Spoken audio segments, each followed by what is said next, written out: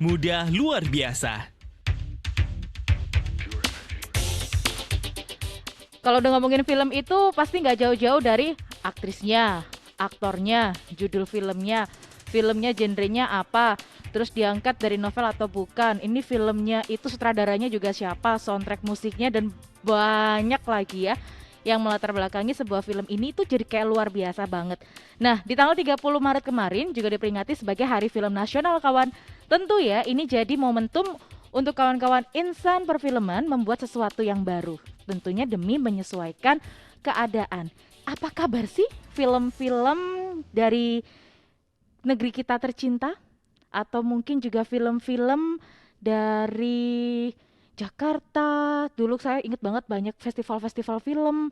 Terus film-film teman-teman yang di Jogja, film-film dari teman-teman yang di Malang, atau mungkin juga dari Surabaya sendiri. Ada kawan-kawan yang juga masih aktif bergerak di dunia perfilman. Gimana ya kira-kira untuk geliatnya di tahun ini? Apakah sudah mulai ada perubahan-perubahan?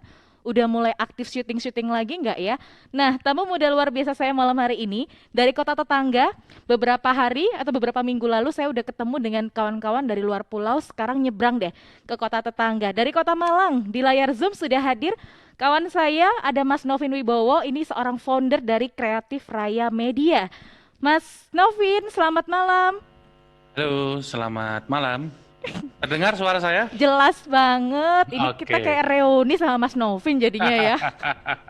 Yes, akhirnya manggil Mas, nggak manggil Pak ya. Mas aja, biar Mas mudah. aja. Mas Novin, selamat Hari Film Nasional. Sukses juga untuk perfilman tanah Oke, air. thank you. Film apa Mas terakhir yang dibikin?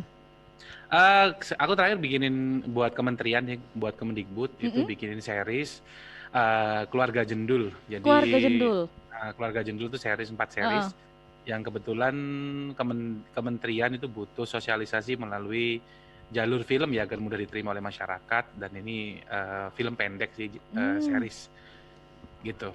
Oke, balik Mas. Kalau tadi kan saya ngomongin soal film ya. Film itu mungkin kalau buat masyarakat sesuatu yang mungkin ya bisa dibilang kebutuhan, menjadi sebuah apa ya, entertainment juga atau mungkin jadi hiburan.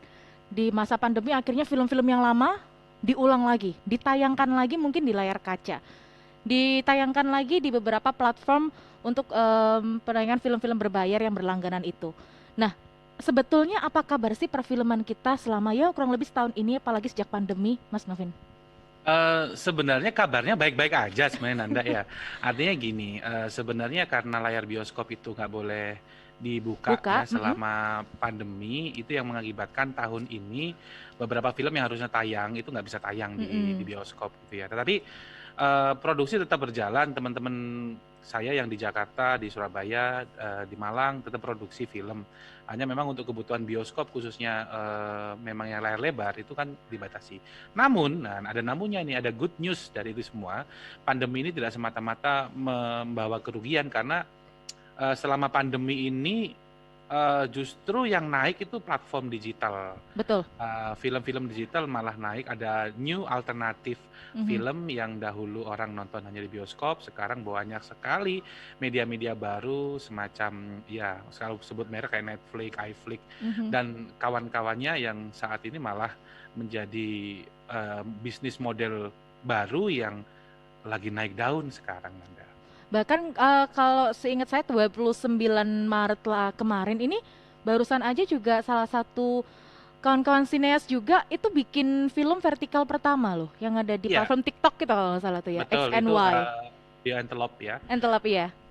Iskandar dan kawan-kawannya lagi bikin project itu, dan menurut saya itu keren karena memang em, mereka menyesuaikan dengan platform yang sekarang lagi tren, artinya HP kita kan kita tontonnya kan vertikal dan Mm-mm. itu menyesuaikan dengan IG Stories yang juga vertikal, artinya Betul. memang ya that's okay, itu bagian dari style. Apakah kita pakai 4:3 atau 1:1 atau 16:9 atau 9:16, artinya di vertikal ya, artinya Mm-mm. itu nggak ada masalah. Yang penting kita ngomongin ke konten sih, yang apa Mhm. yang ingin di delivery ke penonton seperti itu. Oke. Nah, Mas kalau bicara soal kawan-kawan sineas sendiri ya, ini mungkin banyak juga yang mulai beradaptasi ya dari segi cerita mungkin mulai diadaptasi juga. Ada nggak sekarang ini kawan-kawan bikin filmnya tuh ya itu tadi mulai ditambah adaptasi untuk edukasi supaya tetap taat protokol kesehatan dan segala macamnya. Meskipun itu tanpa ada permintaan atau mungkin diminta oleh kawan-kawan dari kementerian ataupun yang lain, tapi itu ada inisiatif sendiri gitu mereka Oh bikin iya, film. iya, iya. Kalau kalau masalah prokes atau protokol kesehatan, insya Allah kami dari sisi produksi film kami sangat memperhatikan itu ya, karena Mm-mm. itu memang keselamatan untuk semuanya. Bayangkan kita ketika produksi juga kita kan saling bersentuhan ya, kadang-kadang entah itu melalui alat atau dan sebagainya. Juga kita juga melibatkan artis-artis di luar Ya. tim produksi kita, makanya kita benar-benar kunci ketika ada salah satu kru kita yang flu aja kita nggak boleh produksi. Artinya kita dari tim production house benar-benar ketat untuk protokol kesehatan dari dalam sendiri, baru dari luar kita memang menjalankan aturan itu, dan itu bagian dari konsekuensi atau kewajiban kita ya Mhm. sebagai insan-insan filmmaker untuk mematuhi itu sih, untuk keselamatan bersama kuncinya. Oke. Nah, di peringatan Hari Film Nasional tahun 2021 ini tuh dirayakannya atau diperingatinya gimana Mas Novin tahun ini? Tahun ini cukup di beberapa daerah cukup menarik ya, dan alhamdulillahnya berbarengan dengan 30 Maret kemarin Mhm. bioskop officially dibuka ya. Ya. Meskipun tetap dengan prokes ya, artinya dengan jarak, dengan cek suhu dan sebagainya. Hmm. Artinya itu good news bagi industri film, khususnya mereka-mereka yang ingin filmnya diputar, yang udah antri beberapa tahun. Ada beberapa film yang antri sampai 2-3 tahun loh baru Mhm. bisa muncul. Kemudian beberapa teman-teman seperti di Malang, di Surabaya juga banyak kegiatan-kegiatan yang hubungannya dengan film. Ya. Kebetulan kayak saya stay di Malang, kami menyelenggarakan sudah 4 kali selama seminggu, selama sebulan seminggu sekali kita mengadakan diskusi tentang film juga dalam rangka memperingati bulan film di bulan Maret ini. Di bulan Maret Oke. ini. Baik. Nah, sosok Mas Novin sendiri sebagai pengajar juga, sebagai pengamat film, bisa dibilang ini yang mungkin awalnya di balik layar menjadi konten kreator, terus akhirnya kalau nggak salah sempat tayang juga, Anda muncul di beberapa film pendek ya Mas Novin ya. Iya, iya. Ini gimana nih? Apa sih pengalaman yang bisa di-share untuk kawan-kawan kita? Yang jelas ketika Anda masuk di dunia kreatif, kata kuncinya ada kreativitas. Artinya Mhm. entah itu di balik layar, di depan layar, di berbagai macam medium, kita kata kuncinya creativity is number one. Di dunia kreatif ini tidak boleh stuck. Makanya pandemi ini insya Allah ya bagi kami filmmaker insya Allah nggak terlalu mengganggu, karena Mhm. kami sudah terbiasa kreatif. Artinya di situasi terjepit pun kita masih bisa lah gitu ya mencari celah-celah produksi. Em, Kuncinya sih itu. Yang kedua jejaring, banyakin teman, dan yang paling penting dari semuanya di dalam di dalam industri ini adalah attitude atau Hmm. etika. Ya. Jadi Anda yang mungkin skillnya oke, kemampuannya oke, tetapi ketika etika dan attitude-nya nggak bagus, pasti Anda nggak akan punya teman dan Anda akan ditinggalkan gitu ya. Kuncinya itu sih, karena memang di dunia industri kreatif itu salah satunya adalah bagaimana Anda mendapatkan teman sebanyak-banyaknya dan bagaimana Anda dapat trust atau dapat kepercayaan dari attitude yang kalian punya gitu. Oke, ini harus digarisbawahi ya, apalagi buat teman-teman muda kita yang jiwanya tuh masih berapi-api gitu. Pokoknya aku nanti harus jadi sutradara keren, harus bisa bikin film keren, harus menang film apa festival film dan segala macamnya. Tapi itu tadi ya, dasarnya itu tadi. Kalau attitude kita nggak baik, kalau attitude kita nggak dijaga, semuanya bakalan buyar gitu Mas Novin ya. Betul, attitude nanti larinya kalau di industri namanya profesionalitas. Hmm. Ya, artinya banyak artis, banyak pembuat film yang karena tidak profesional, dia akan tertinggal kereta gitu loh bahasa saya gitu. Mhm. Mas, saya pengen dong dikasih edukasi juga mungkin buat kawan-kawan yang lagi dengerin malam hari ini ya. Kalau ngomongin film tadi kan di awal pasti elemennya tuh banyak banget ya. Mulai Ya, dari ya otomatis pemeran utamanya, terus ada sutradaranya, habis ada produsernya, ada scriptwritingnya juga, dan masih banyak lagi kru-krunya pun juga banyak. Apa sih Mas sebetulnya garis besar yang perlu kita ketahui dari film itu sendiri untuk supaya kita tuh lebih bisa mengapresiasi film tersebut? Oke, film pada dasarnya itu kan terbentuk dari dua unsur. Mhm. Jadi kayak perkuliahan ya. Udah enggak loh. Terben- Terbentuk dari dua unsur naratif sama unsur sinematik. Mhm, Unsur naratif itu unsur yang berhubungan dengan konsep, mhm, ya, konsep penceritaan, ide, gagasan yang nanti larinya ujung-ujungnya jadinya skenario. Jadi itu 50% energi dari film adalah bagaimana kalian bikin ide cerita yang menarik, ide cerita yang segar, mhm, berbeda, punya surprise mhm, yang menarik bagi penonton yang itu diwujudkan dalam bentuk skenario. mhm, Dan di dalam skenario itu ada siapa pelakunya, kejadiannya apa, bagaimana menyusun plot. Itu mhm, dalam unsur naratif sebuah film.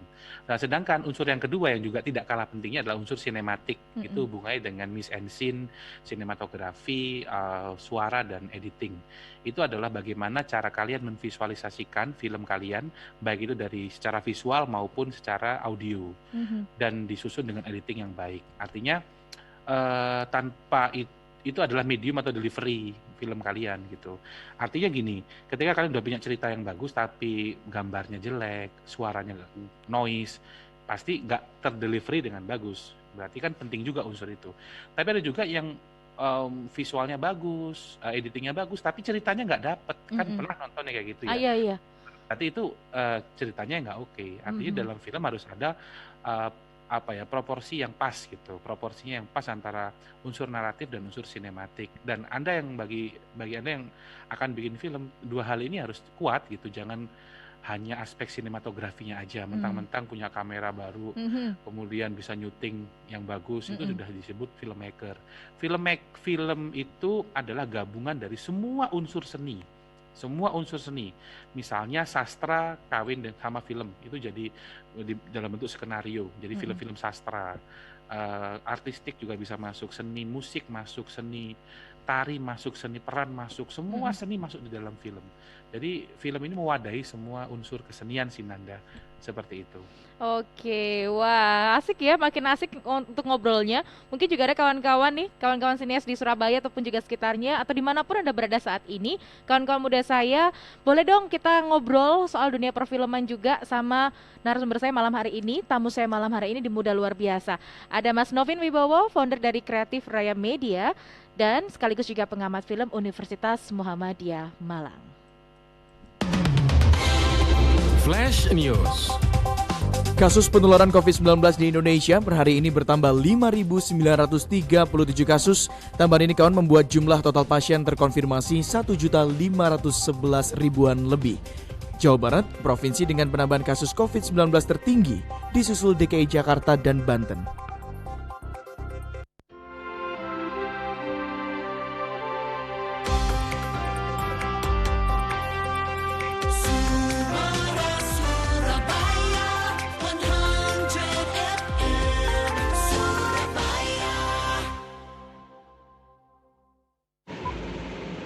Ya gas!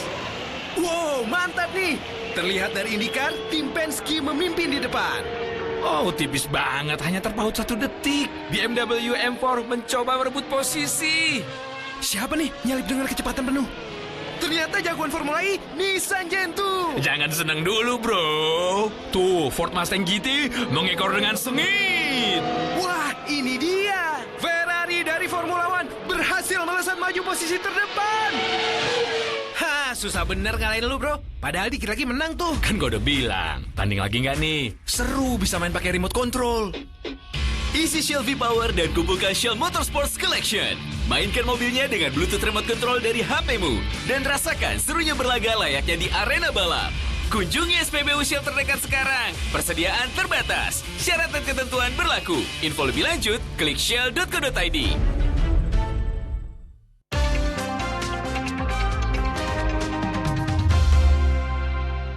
Sebelum kita lanjutkan ngobrol bersama tamu di Muda Luar Biasa malam hari ini, kawan, saya mau bongkar dulu beberapa catatan dari ruang gatekeeper. Yuk. Beberapa wilayah sudah diguyur hujan Anda. Di area Balong Bendo, ini Oke. hujannya juga sudah mulai deras, disertai angin cukup kencang.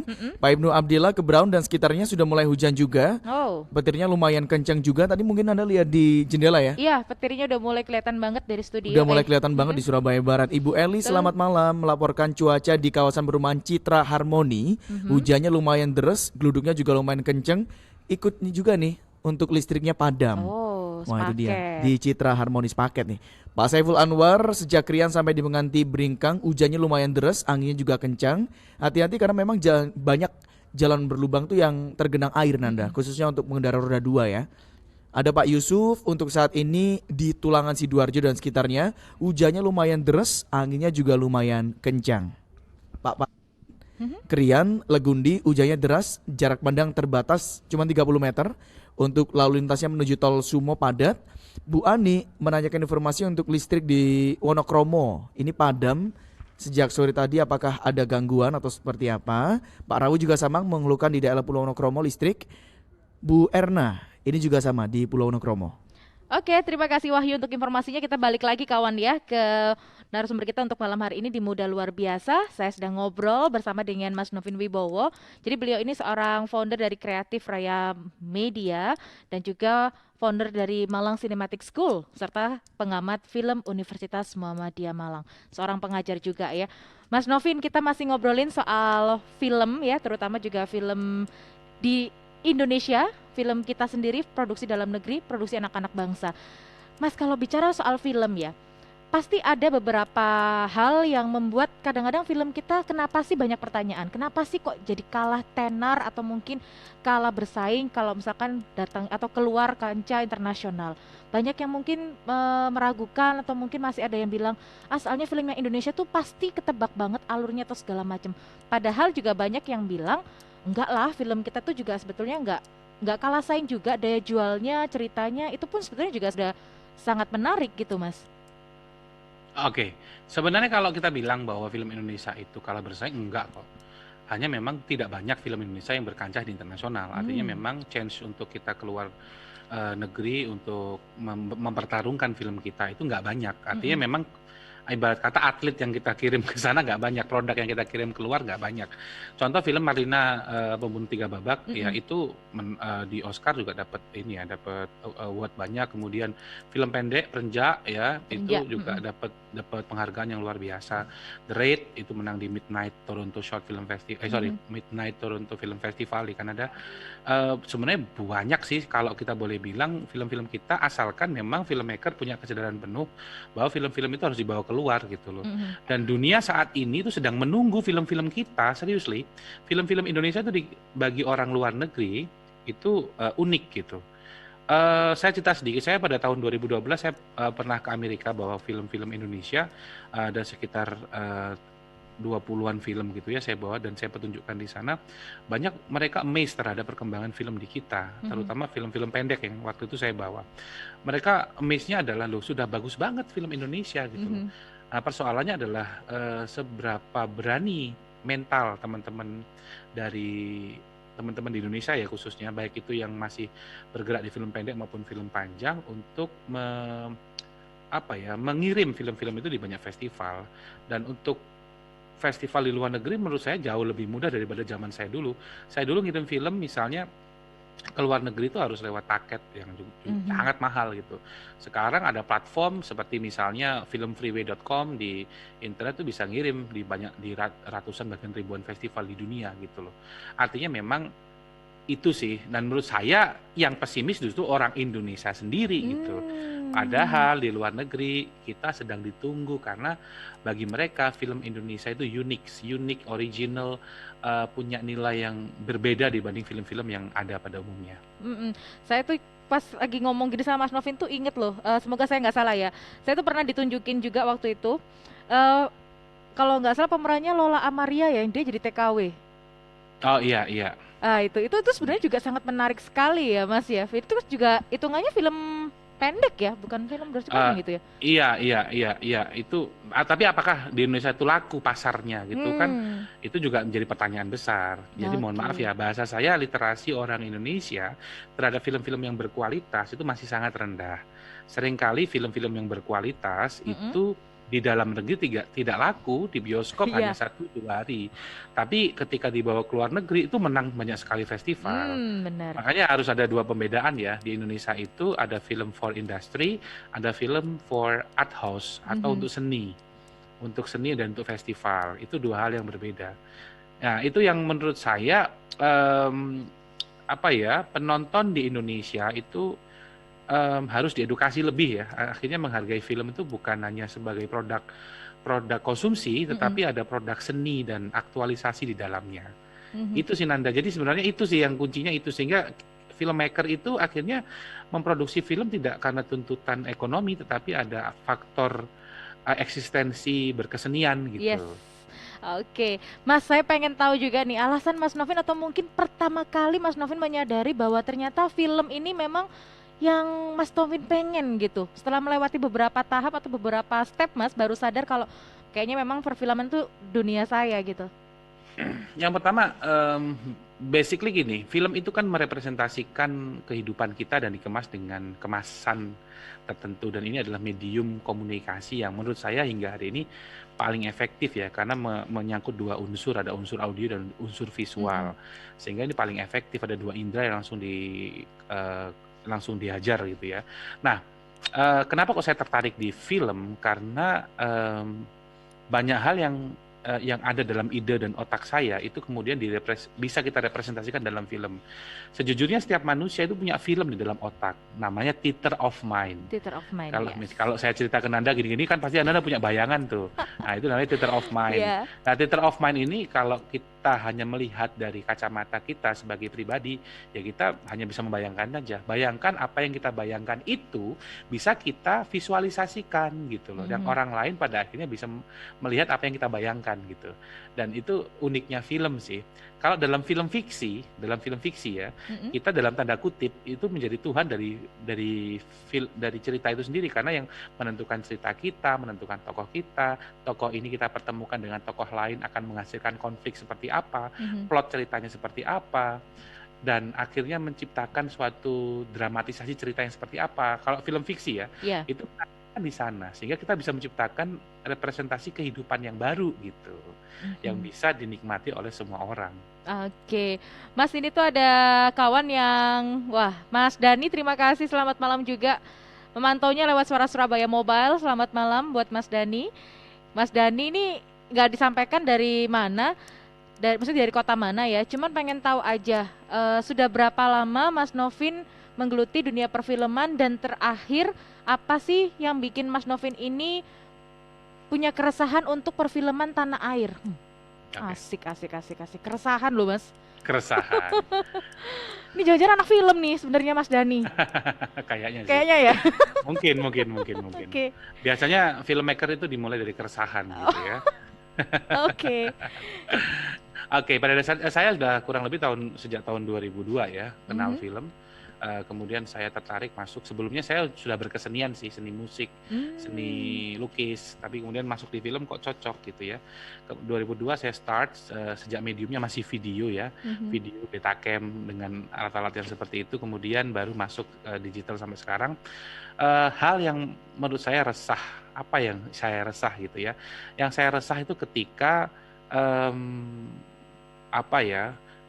pencapaian orang di film itu hanya untuk kebutuhan industri saja gitu.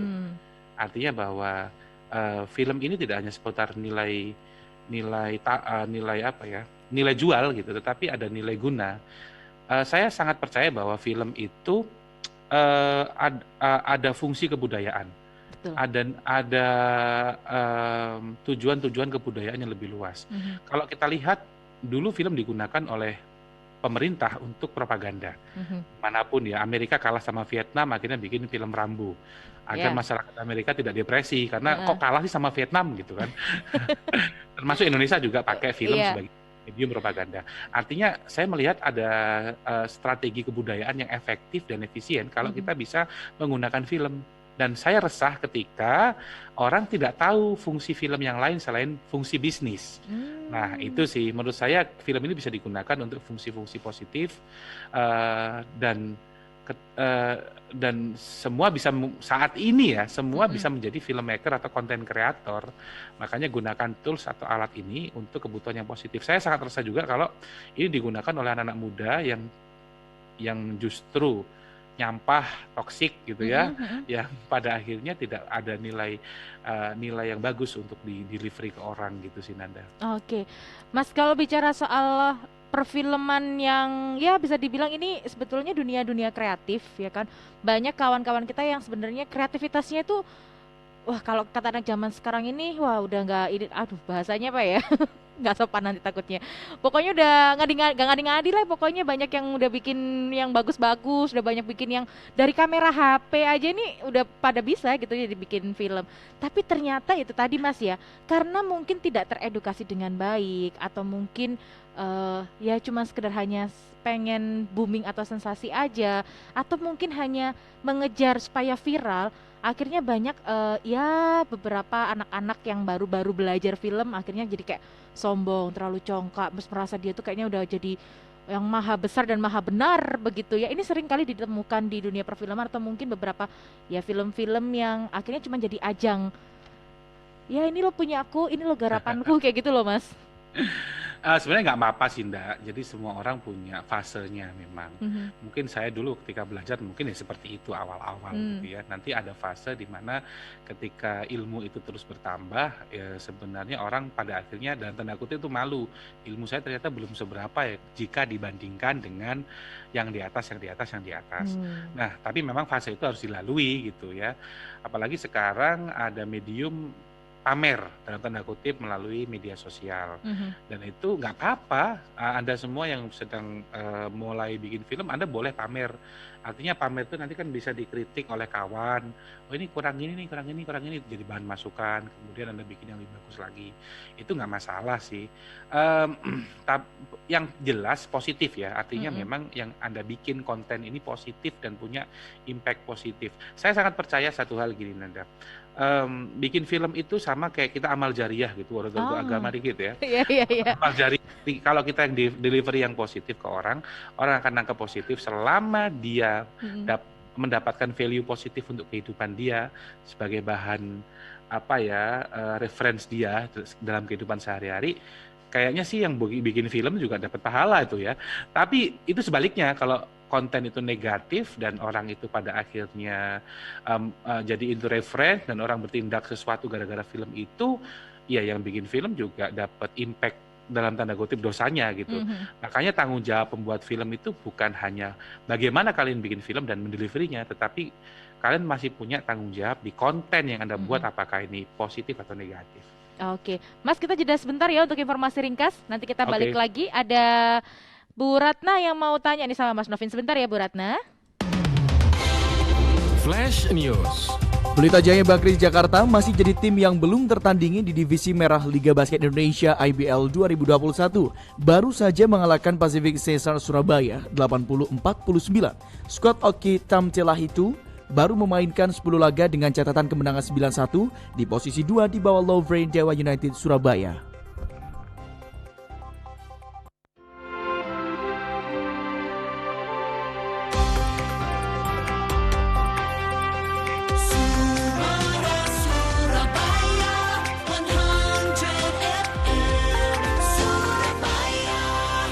Kawan saya masih bersama dengan Novin Wibowo, founder dari Kreatif Raya Media, sekaligus pengamat film Universitas Muhammadiyah Malang, dan juga founder dari Malang Cinematic School. Anda yang pengen tanya boleh selain di WhatsApp 0855 30 155, boleh telepon langsung di 031 990-nya 6 kali. Ini Bu Ratna, Mas Novin yang tanya, putra saya usianya masih 7 tahun.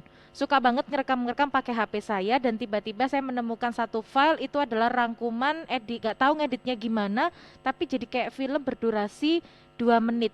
Bagaimana ya untuk menyalurkan bakat anak saya seperti ini? Ini bisa dibilang bakat sebetulnya ya Mas atau gimana? Iya, iya bakat. Jadi gini, saya boleh bilang gini Nanda, anak saya kebetulan usia 7 tahun juga, Bu Ratna sama dengan kebetulan anak saya ini belum bacanya belum lancar. Mm-mm. Oh, sudah lancar, sorry. Nulisnya yang belum lancar. Mm-mm. Anak sekarang ini unik nih. Kalau dulu literasi itu adalah baca dan tulis, tangan baca. Mm-mm. Sekarang di era sekarang digital sekarang, baca tulis itu adalah merekam dan mengedit. merekam video dan mengedit video. Unik ya sekarang ya. Iya. Anak saya juga udah bisa bikin ngedit TikTok bisa gitu. Oh. Saya aja masih belajar ngedit TikTok. Anak saya masih 7 tahun, Oke. bisa ngedit TikTok, bisa ngedit pakai aplikasi yang ada di HP. Masih sebatas HP sih, belum komputer ya. Dan dia bisa berstorytelling. Nah, saran saya untuk Bu Ratna adalah mungkin pendampingannya adalah ajarkan si anak ini berstorytelling. Jadi dalam video itu ada unsur pesan yang ingin disampaikan dan ceritanya apa. Misalnya Ibu Ratna lagi masak nih, Ibu Ratna bisa ngajarin, oh ini kita yuk masak yuk mie gitu, step-stepnya apa aja nih, gini. Itu ada edukasinya tuh, dan itu direkam, terus nanti anaknya diminta untuk ngedit, hasil editannya dibikinkan akun khusus di Instagram atau di TikTok gitu ya, artinya biar ada apresiasi juga bagi si anak. Dan anak sekarang perkembangan percepatannya luar biasa. Banget. Saya pun sekarang karena saya ngajar ya, jadi dosen ngajar di editing video, itu anak yang seusia remaja yang mahasiswa itu sekali saya ajarkan editing udah bisa mereka. Ya, beda dengan zaman dahulu ya harus 6-7 kali pertemuan baru mereka bisa. Zaman saya maksudnya.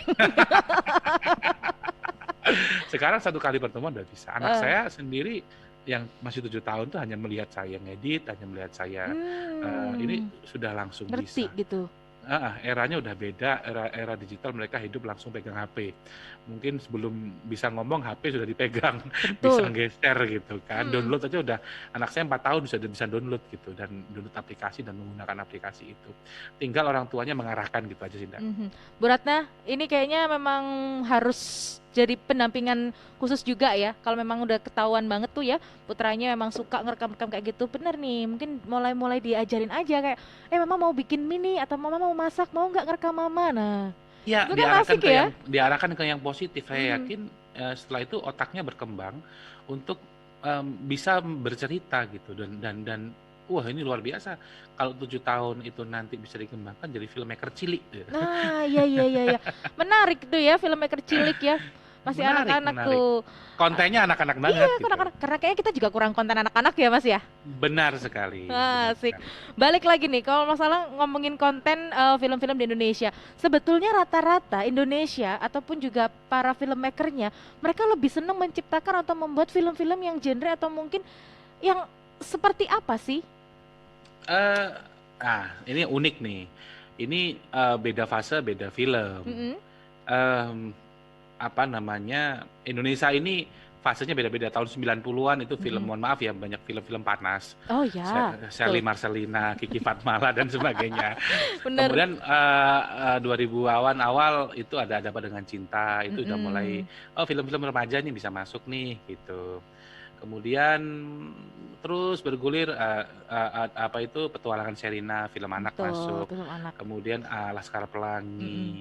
Tapi di tengah-tengah itu ada pasar yang ternyata besar, Nanda. Jadi sempat itu ada film gabungan antara horor, seks dan komedi. Iya. Model-model Tali Pocong Perawan, Air Terjun Penganten. Kok Pak Navin tahu? Saya juga nonton gitu ya. Nggak, artinya saya mengamati film. Iya, betul. Ya pura-pura mengamati lah gitu. Kenapa kok pada waktu itu booming? Itu ada alasannya. Pada suatu hari bioskop-bioskop di Indonesia itu nggak tahu kenapa, mungkin yang bangkrut kali ya, pindah ke mall-mall. Jadi bioskop itu serasa orang makan di food court gitu. Pindah ke mall-mall sehingga motif orang nonton bioskop itu hanya untuk sambil lalu gitu, dan penonton bioskop pada waktu itu kebanyakan usia 14 sampai 24 tahun yang sangat curious atau ingin tahu terhadap yang hubungannya dengan horor, seks, and komedi. Itu sih, dan sekarang semakin kesini film Indonesia semakin variatif dan semakin bagus sih kalau saya boleh bilang ya. Ya ada yang kualitasnya bagus, ada yang enggak. Dan uniknya terakhir-terakhir ini film dengan bahasa daerah itu sudah mulai masuk, seperti Yowes Band, punyanya Bayu Skak, itu udah mulai diterima oleh masyarakat. Oke. Nah, kalau memang bicara soal film di tanah air tuh ya semua kembali ke kita masing-masing. Sukanya mau makan gorengan, monggo. Mau makan pizza juga silakan. Mau makan spaghetti juga silakan, gitu ya Mas ya. Iya. Ini Ibu Ivana mau tanya, tapi mohon maaf kalau agak melenceng dikit katanya gitu ya. Oke. Banyak yang memulai ngedit film atau menulis itu sebagai hobi, Mas. Ya. Tapi masih banyak yang menganggap hobi seperti ini nggak menghasilkan uang. Gimana sih pendapatnya Mas Novin tentang hal tersebut? Soalnya Mbak Ivana ini juga hobi banget menulis cerita terus diposting ke blog pribadi. Siapa tahu nanti ketemu sama sutradara menjadi film, ya kan? Ya, Mbak Ivana. Mau nggak Mas? Oke, ini era sekarang, ini era komunikasi audiovisual atau era audiovisual, ini era puncak-puncaknya, mulai naik puncak-puncaknya. Semua bisa jadi konten kreator. Siapa sih konten kreator itu pada dasarnya? Penulis itu konten kreator. Betul. Itu malah unsur naratif yang saya bilang tadi. Mm-mm. Anda yang sebagai penulis mungkin biar cepat ya, Anda cari circle yang bagus. Mm-mm. Circle antar penulis. Syukur-syukur ketemu circle penulis skenario di Indonesia. Karena pada dasarnya saya pernah juga terlibat di teman-teman penulis skenario itu kadang-kadang cerita itu bisa dilempar gitu. Artinya Mhm. mungkin Anda yang gabung, oh punya temen nih, kebetulan lagi nulis series atau sinetron gitu misalnya. Itu tidak ditulis sendirian, ditulis tim. Nah, bisa jadi Anda Mm-mm. terlibat di dalamnya. Misalnya satu itu. Yang kedua, yang suka editing, justru yang suka editing itu juga banyak sekali gitu. Sekarang Anda lihat bahwa YouTube sekarang ini tidak bisa dianggap main-main. Kalau Betul. zaman dulu kita nganggap ini main-main nih gitu. Hiburan, Oh, belum tahu sekarang monetize di YouTube tuh duit. duitnya banyak banget gitu loh. Dan salah satu skill itu juga editor itu yang akan mengedit gambar-gambar.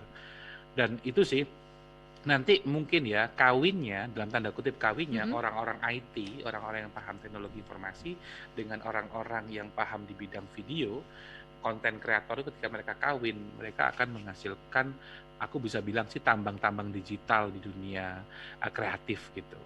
Itu Oke. sih Ndak. Bu Ivana itu mengingatkan saya sama ini Mas. Semoga setuju. Oke, Ika Natasha. gimana?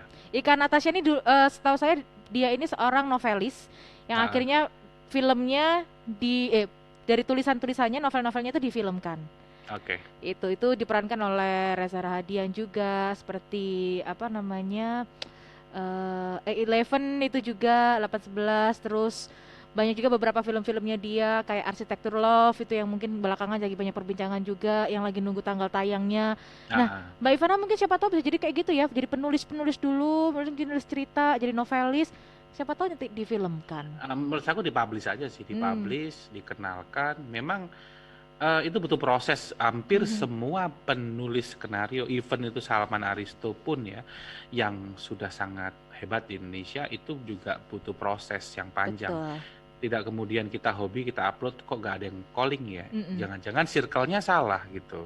Cari Hmm. circle yang benar. Karena sekarang kita mau jadi apa itu tergantung lingkungan kita sih gitu. Mhm. Kalau lingkungan kita filmmaker, kita akan jadi filmmaker. Kalau lingkungan kita pengusaha, kita akan jadi pengusaha. Kalau lingkungan kita penulis, kita akan jadi penulis. Makanya circle-nya, dan untuk saat ini ya, cari circle tuh gampang banget.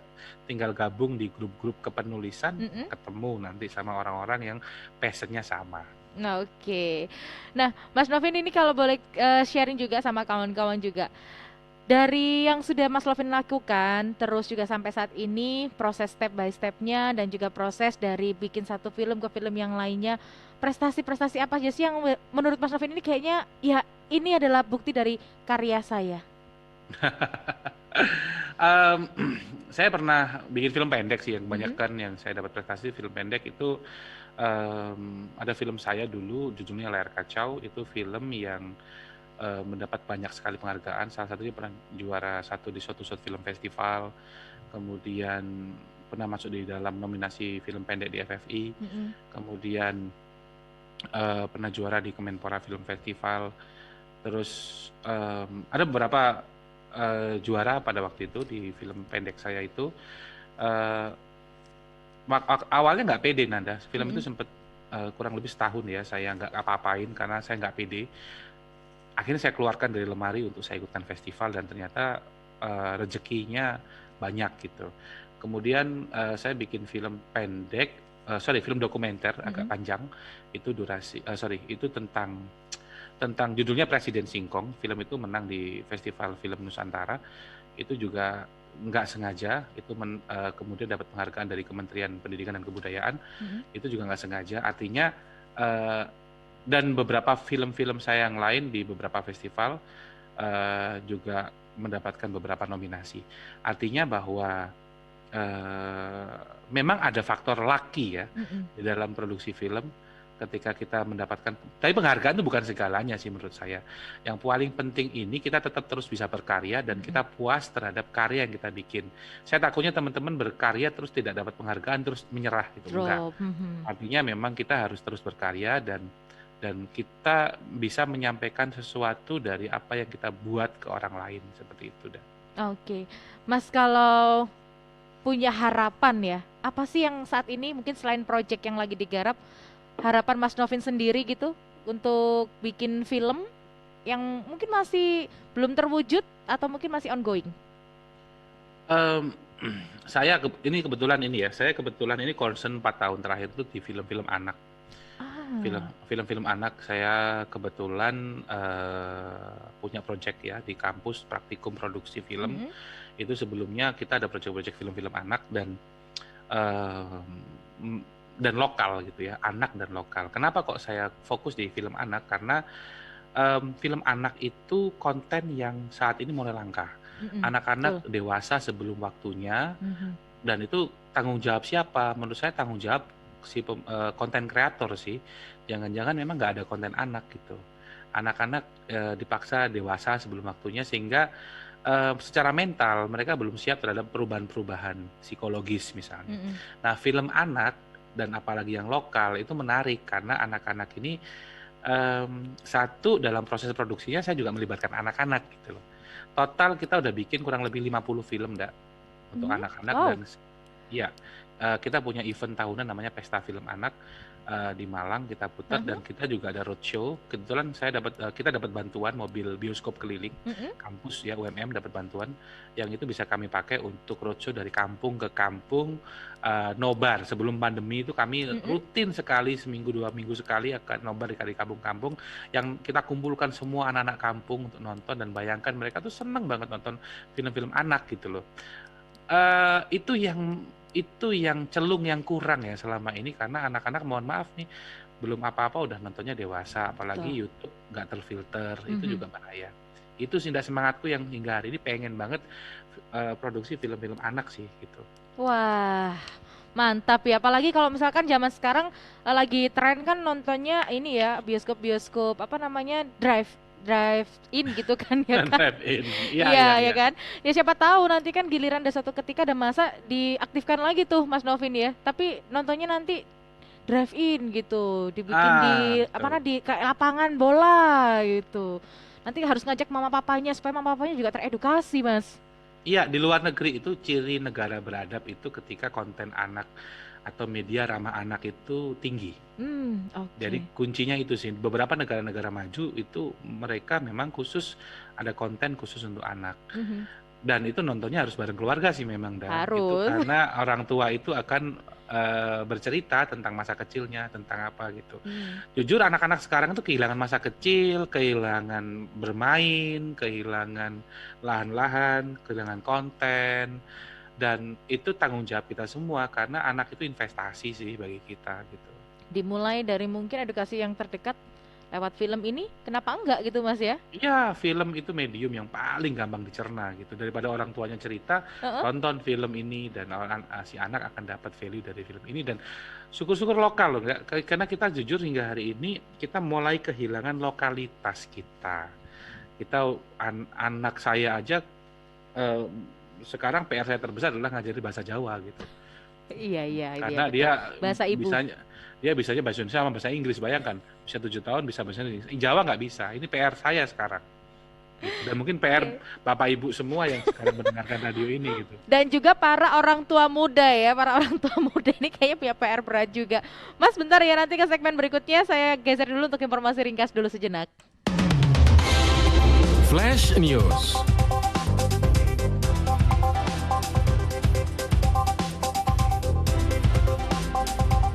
Kawan, mulai 1 April pemerintah Malaysia mencabut kebijakan kerja dari rumah untuk sektor publik dan swasta. Kata Ismail Sabri, Menteri Pertahanan Malaysia, kehadiran karyawan swasta termasuk industri manufaktur yang diizinkan 100%. WFH sulit diterapkan karena operasi tidak bisa dilakukan jarak jauh.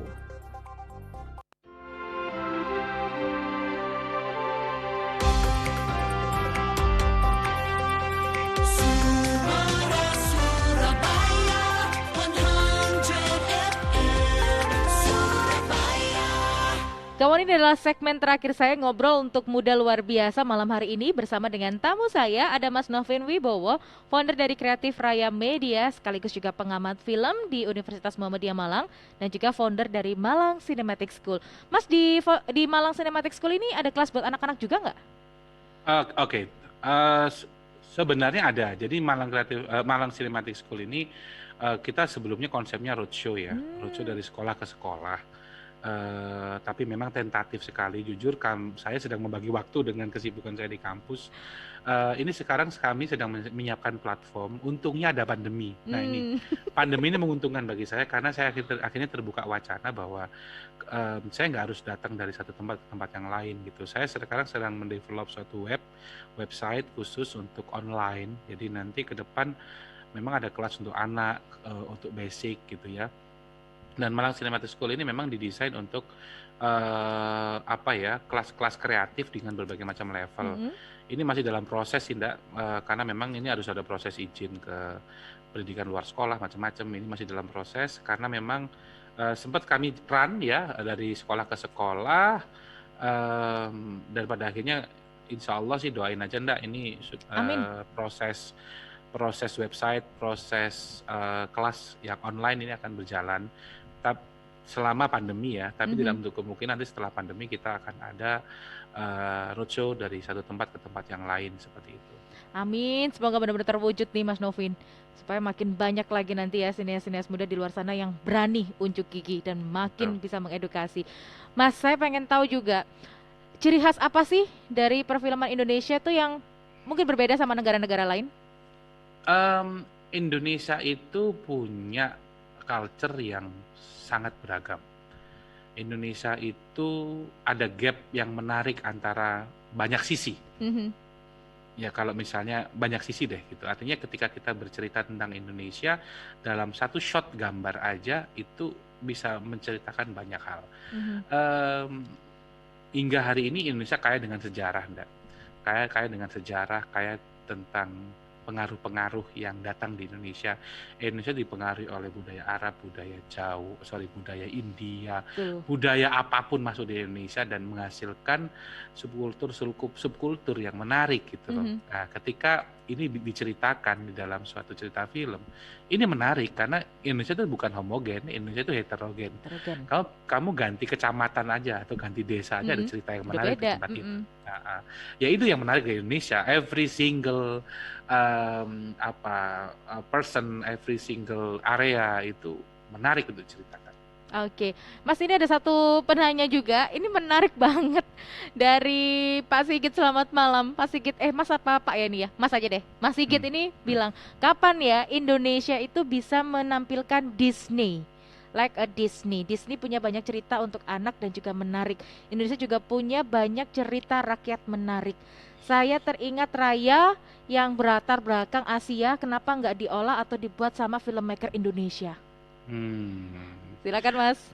Oke, ini kompleks saya bahasnya ya, kompleks banget. Ini cerita sedikit deh. Jadi sebenarnya kompleksnya gini, Disney dan kawan-kawannya memang memulainya sejak tahun 1900-an.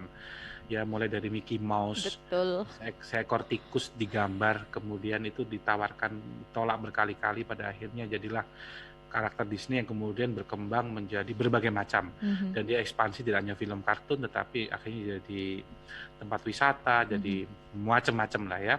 Nggak, artinya gini, di Amerika sendiri industrinya sudah mapan, industri animasi udah mapan, industri macam-macamnya udah mapan, bahkan mereka bisa berhitung. Bedanya dengan Indonesia di sini, ketika mereka bikin satu produk film, mereka jualnya ke 150 negara. Jadi mereka satu film dijual ke 150 negara hak siarnya. Artinya perkaliannya banyak banget gitu. Perkaliannya banyak banget. Untungnya akan gede banget gitu. Mungkin film itu diproduksinya juga mahal, ratusan miliar misalnya, tetapi keuntungan mereka bisa triliunan. Nah, Di Indonesia kenapa nggak bisa? Nah, yang bergerak di sektor bisnis ini masih belum berani untuk memasarkan itu secara internasional gitu loh. Akhirnya tidak berkembang dengan sangat bagus. Animasinya yang datang itu hanya dikonsumsi oleh orang Indonesia, sehingga dibikin di Indonesia, dikonsumsi oleh orang Indonesia, sehingga nilai tawarnya itu rendah, sehingga biaya iklannya juga rendah, sehingga mempengaruhi biaya produksi juga rendah gitu. Kualitasnya rendah, semuanya rendah, akhirnya nggak bisa di head to head kan sih, menurut saya gitu. Tapi ketika nanti Indonesia punya studio sendiri yang go internasional, aku yakin bisa kok. Dan banyak animator Indonesia yang diakui di dunia internasional. Oh, studio Ghibli kalau di Jepang itu juga siapa tahu nanti suatu saat ada animator Indonesia yang bisa bikin kayak studio Ghibli kalau di Jepang contohnya ya. Betul. Dan banyak cerita Indonesia yang menarik untuk Cerita diceritakan. rakyat kita banyak. Betul, dan perlu dikemas ulang sih, akhirnya Harus. bisa jadi ngepop ya, jadi pop culture. Mas, ini ada Mas Eka Christian yang tanya ya. Ini pertanyaan terakhir ya, mohon maaf.